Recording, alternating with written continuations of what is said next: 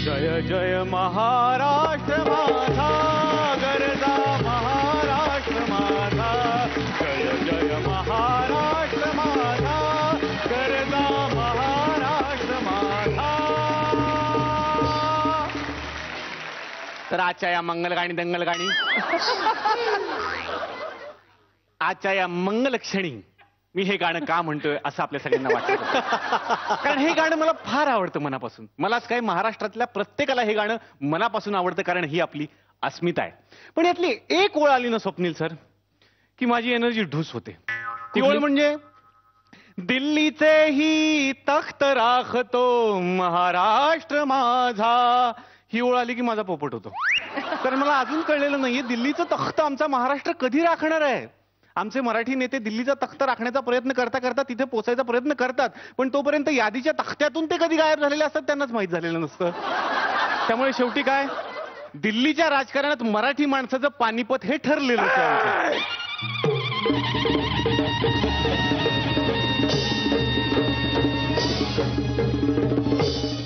पानिपत पानिपत हे मराठी माणसाचं अपयश नाही, मराठ्यांचं अपयश नाही, ते मराठ्यांच्या दुर्दम्य इच्छाशक्तीच प्रतीक आहे. पानिपत आमची रसद पोहोचली का? रसद? हा जकात नाका नाही, टोल नाका आहे. रसद कसली? तुम्ही कोण आहात? दिल्ली काबीज करण्यासाठी निघालोय आम्ही. तुमचं गाव बारामती आहे का? अरे पोपटा, मी सदाशिवराव भाऊ, पानिपताच्या लढाईचा नेता. मी तुला तेच विचारतोय की इकडे ती रसद अजून पोहोचलेली का नाहीये? काय काय करताय का इथलं महाराष्ट्राचं नेतृत्व? अहो भाऊ, इथं महाराष्ट्रातच आम्हालाच किती खाऊ आणि किती नको झालंय. तुमच्यापर्यंत रसद कोण पोहोचवणार? आमच्याकडे सगळंच बदलून गेलंय. त्यामुळे दिल्लीवरती राज्य करायला निघालेल्यांना आम्ही मदत वगैरे करत नाही, उलटे ते महाराष्ट्रात परत कधी येतील याचीच वाट बघतो. तरीच मी म्हणतो, माझ्यानंतर दिल्लीवर झेंडा फडकवण्याची ईर्ष्या बाळगणारे कुणीच कसे पुढे आलेले नाही. कसा झेंडा फडकणार? इथं महाराष्ट्रामध्येच एवढे झेंडे झालेत की विधानसभेवरती कुठला झेंडा फडकवायचा या वादातच सगळी एनर्जी चालली आहे लोकांची. असं? पण आम्ही तर ऐकून होतो की हिमालयाच्या रक्षणासाठी सह्याद्री धावून जातो म्हणून. जातो पण कधी दिल्लीकरांच्या मर्जीतला एखादा खासदार बनवायचा असेल तर मग आमच्या विधानसभेतला राज्यसभेवरती नक्की निवडून जातो. त्याचबरोबर महाराष्ट्रातला एखादा मुख्यमंत्री जर चांगलं काम करत असेल तर त्याची तक्रार करण्यासाठी आमच्या इथले सगळे सातपुडे जातात. अरे अरे अरे अरे अरे अरे, यासाठी का आम्ही पानिपतासारखी मोहीम आखली? नाही, चुका आमच्याकडूनही झाल्या, चुका आमच्याकडूनही होत होत्या, पण तरी त्यामागे हेतू प्रामाणिक होता, शुद्ध होता. परक्यांच्या कब्जातून दिल्ली जिंकायची होती, आम्हाला गुलामी संपवायची होती. अहो शत्रू गेले, पण दिल्ली बद्दलची गुलामी अजून चालूच आहे मराठी माणसाची. त्याच्यामुळेच की काय, महाराष्ट्राचा मुख्यमंत्री निवडायचा अधिकार सुद्धा मराठी माणसाला राहिलेला नाहीये. त्याच्यासाठी सुद्धा दिल्लीची परमिशन घ्यावी लागते हल्ली. अरे अरे अरे अरे अरे अरे अरे, लाज वाटली पाहिजे, लाज वाटली पाहिजे. शर्मेनं मान खाली झाली पाहिजे. नाही, लाज वाटतेच आम्हाला. मराठी माणसाला पंतप्रधान करा असं म्हणायची आता आम्हाला खरंच लाज वाटायला लागलेली आहे. काय करणार, दोष आमचाच आहे ना त्याच्यामध्ये. आमच्याच माणसांचा आमच्या माणसांवर विश्वास राहिलेला नाही तर आम्ही काय करणार? 60 वर्ष झाली पण अजून सुद्धा एक मराठी माणूस आम्हाला मिळू नये पंतप्रधान म्हणून. पंतप्रधान होण्याची इच्छा सुद्धा आता 60 क्रॉस करून गेली आहे बरं का, तरी सुद्धा आम्हाला पंतप्रधान मिळत नाहीये. अगदी बरोबर बोलला असतो. आपलाच आपल्या माणसांवर विश्वास नसतोच. आम्ही सुद्धा पानिपतावर युद्ध करताना आमच्यावर देखील अनेक जणांचा विश्वास नव्हताच, मतभेद होते, पण तरीही आम्ही लढलो. पानिपतावर आम्ही युद्ध करताना तुला खरं सांगतो, आमच्या बरोबरीने अनेक जणांना घेऊन गेलो होतो. पुढे त्या सगळ्यांचे खाण्यापिण्याचे हाल सुरू झाले, पण चुका होतात त्या इथेच. नुसते खाणारे पिणारे सुद्धा आपल्याला कायम आपल्या सोबतीने असावे लागतात, पण पुढे हीच सगळी मंडळी डोकेदुखी होतात. आपल्या मराठी राजकारण्यांचं तर इथेच चुकतं ना. त्याला कायम आपल्या सोबतीने असा मोठा मोठा गोतावळा हवा असतो. मग अचानक संवाद तुटतो, संपर्क तुटतो, नाराज कोण होतो ते कळत नाही, बंडाळी सुरू होते आणि मग थेट हकालपट्टी. काय हेच बघ ना, दिल्लीला जाणाऱ्या प्रत्येक मराठी नेत्याचं इथेच तर चुकतंय. हाच तर मोठा प्रॉब्लेम आहे. पण तिकडे गेल्यावर मात्र तिकडे गेल्यावर मात्र साक्षात लोटांगण घालतात, पायावर लोळण घेतात आजकाल. हा?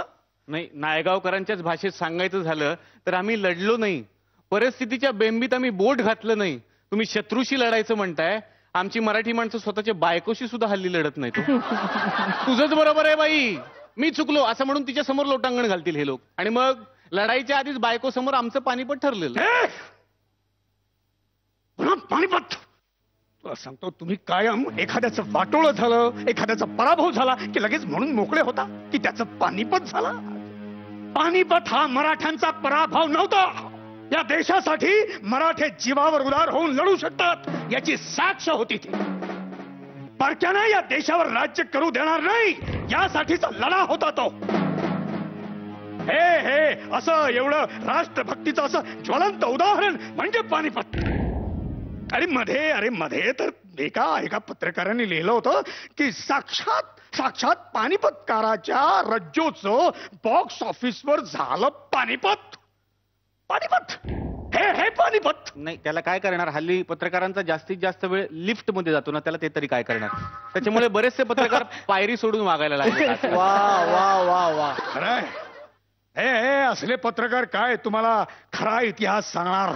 पण दिल्लीचं स्वप्न बघणाऱ्या प्रत्येक मराठी माणसाला मला पुन्हा पुन्हा एक आठवण करून द्यावीशी वाटेल की जवळजवळ 20 वर्ष दिल्लीच्या लाल किल्ल्यावर बादशहाच्या झेंड्याच्या सोबतीनं मराठ्यांचा भगवा झेंडा फडकत होता. कलकत्त्यावर मराठ्यांनी आक्रमण करू नये, हमला करू नये म्हणून इंग्रजांनी कलकत्त्याच्या भोवतीनं खंदक खोदलं होतं आणि त्याचं नाव ठेवलं होतं मराठा डीच. हे असा दबदबा आहे मराठ्यांचा. नाही, मग मला तुम्हाला तेच विचारायचंय की हा सगळा दबदबा आता कुठे गेलाय. अहो, साधे परप्रांतीय मुंबईत येऊ नयेत म्हणून मुंबईच्या बाजूने खंदक खोदायची का वेळ आली आमच्यावर. भाऊबंदकी दुसरं काय. भाऊबंदकी हा मराठ्यांना लागलेला शाप आहे. नाही, तुला खरंच सांगतो, हे जर असं नसतं तर या देशावर कायम मराठ्यांचं राज्य राहिलं असतं. हे असं नसतं तर प्रमोद महाजन आज पंतप्रधान पदाचे उमेदवार झाले असते.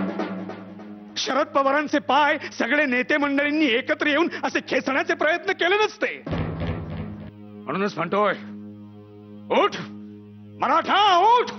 अरे जागा हो. नाही, आल्यापासून मी ऐकतोय तुम्ही सतत मराठ्या जागा हो असं म्हणताय. अहो, बाकीच्याही जातीचे लोक आहेत, त्यांच्याविषयी काहीतरी बोला ना. अरे मराठे म्हणजे जे मराठी बोलतात ते, जे महाराष्ट्रात राहतात ते. अरे तुम्ही महापुरुष सुद्धा जातींमध्ये वाटून घेतलेत. त्यामुळेच महाराष्ट्राला जातीतला नेता मिळतो, पण या मातीतला नेता काही केलं. वा वा वा वा वा वा वा. राज्यात आपलं वजन खर्च करण्यापेक्षा देशात आपल्या राज्याचं वजन कसं वाढेल याचा विचार करणारा नेता आता आपल्याला हवाय. नाहीतर दिल्लीत सोड, या महाराष्ट्रात सुद्धा मराठी माणसाचं राज्य उरणार नाही. पानिपत. अरे पोहोचली का रसात पोहोचली का. दिल्लीचे ही तख्त नक्की राखेल महाराष्ट्र माझा. जोरदार टाळ्यांनी स्वागत करूयात अविनाश नारकर यांचं. इतका सुंदर विषय, खूप सुंदर लिखाण, आणि निलेश तू खूप सुंदर साथ दिली साविदादांची, आणि तुम्ही दोघांनी मिळून आम्हाला सगळ्यांना एंटरटेन तर केलंच, पण प्रत्येक माणसाला हा ऍक्ट बघितल्यानंतर विचार करायला भाग पाडला.